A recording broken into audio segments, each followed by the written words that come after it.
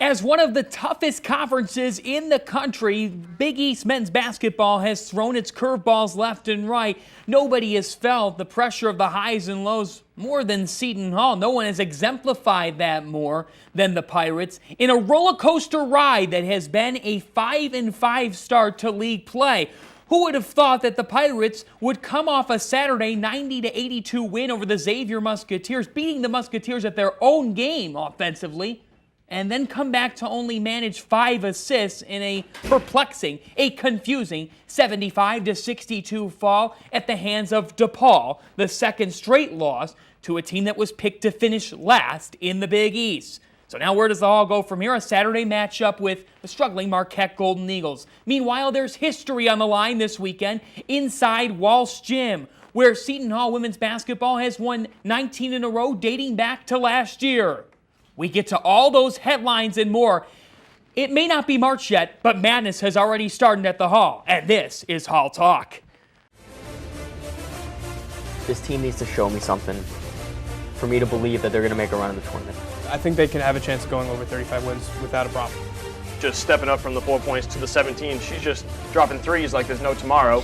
But chemistry is an underrated key in college basketball. That was by far the best game I've seen them play. This is Hall Talk, and that's how the chalk talks.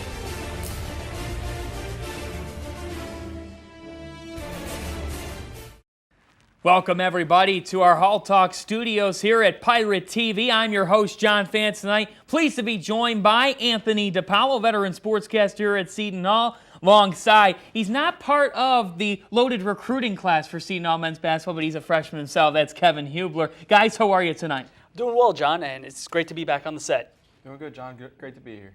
Well, we have a lot to get to here tonight, gentlemen. We start in men's basketball, a perplexing 13-point loss at the hands of DePaul. The Pirates were in a 61-61 tie. Kevin, what really went wrong? I think when you look at it, you can't shoot 38% against a team and expect to win the game when they're shooting 50%. You have to find a way to convert on your shot opportunities. You have to find a way not to convert on your open shots. And the Pirates only tallying 5 assists in that performance. Anthony, Sterling Gibbs with 21 points, but it's clear, and we're going to get to this in a bit in tonight's show, bit of a foreshadowing here, he needs a little bit of help. Yeah, and one thing that I noticed from the game in DePaul was that Isaiah Whitehead was just like in his form in the beginning of the season. He tried to do too much on the court. You know, he took really tough shots that he shouldn't have been taking, and he wasn't really setting up his teammates, which is why they only had 5 assists in that game. So if he learns to tone it down a bit and be more of a team player, then they can rebound against Marquette. The Pirates with only 1 field goal, count them, 1 field goal. I'm not good at math, but I know how to count to 1. In the final 15 and a half minutes of that performance against DePaul, where do they go from here? We'll get to that in a little bit. But we turn to women's basketball, gentlemen. Anthony, the Pirates, 19 in a row, dating back to last year at Walsh Gym. They've just been so dominant there, 20-2, and I still don't think they're getting enough credit for it. No, and the women's team have just really put the advantage in home court advantage, rather. You know, they're just very comfortable playing in the Walsh Gym. They lost in Carnesecca Arena. St. John's comes to South Orange. The tables are turned. They were able to get a sizable lead on them and hold off against the Johnnies to hang out for the win. And then they get to play against Providence on national television. So it should be a very exciting game for them at the Walsh Gym. Khadidra Simmons on the Big East Weekly Honor Roll again for the Hall this week. Just continues to rack up those big-time awards. But we talk about it now, and Sterling Gibbs on one side, on the men's side. Khadidra Simmons on the women's side. Both of these leaders, they just need a little bit of assistance. And that's why we at Hall Talk have the one and only X Factor segment here tonight, gentlemen.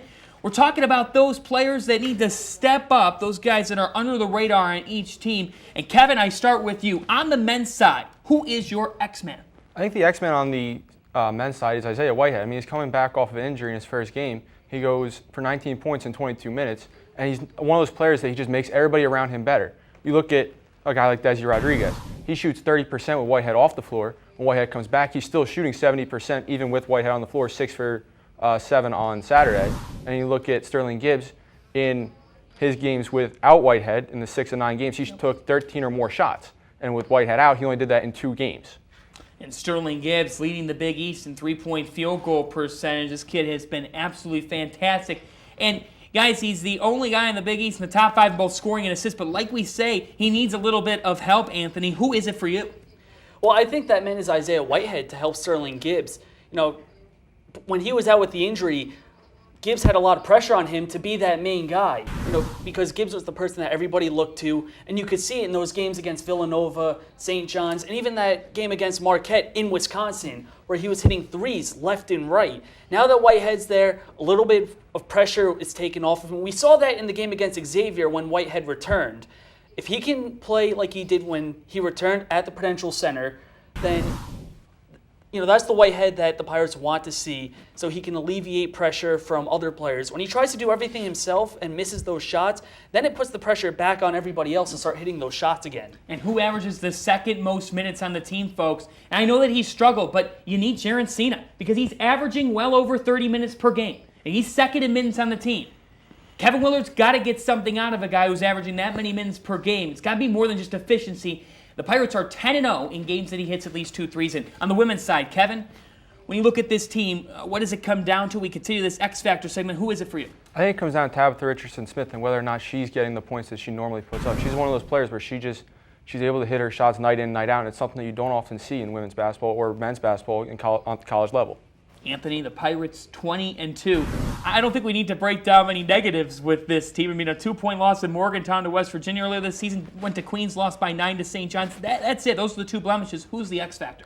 My X Factor is Janae Johnson. And Janae Johnson at the beginning of the season played in the center role. And then once Brashay Ali left the team, Chizoba Ekedigwe and Libertia Gordon both slipped into that one role as the center. And then Janae Johnson was able to play in her more natural position as a power forward, and she's been able to hit more 3-point shots. She has 26 3-pointers for the season, and the first 13 came in the first 15 games, and then the other 13 came in the last 7. So she's shooting more, she's getting more points for the Pirates, and I think that's a big factor for the Pirates in their scoring prowess. Well, the top 2 3-pointers in the Big East face off on Saturday. The top 2 3-point shooters, that's Sterling Gibbs on one side for Seton Hall and Matt Carlino averaging 14.5 points per game for the Marquette Golden Eagles. Now it's time for the Hall Talk Athlete of the Week. It's one of our favorite parts of the show. And this week, we go to the pool. And how about freshman Zohar Slusovic? You don't mess with the Zohar.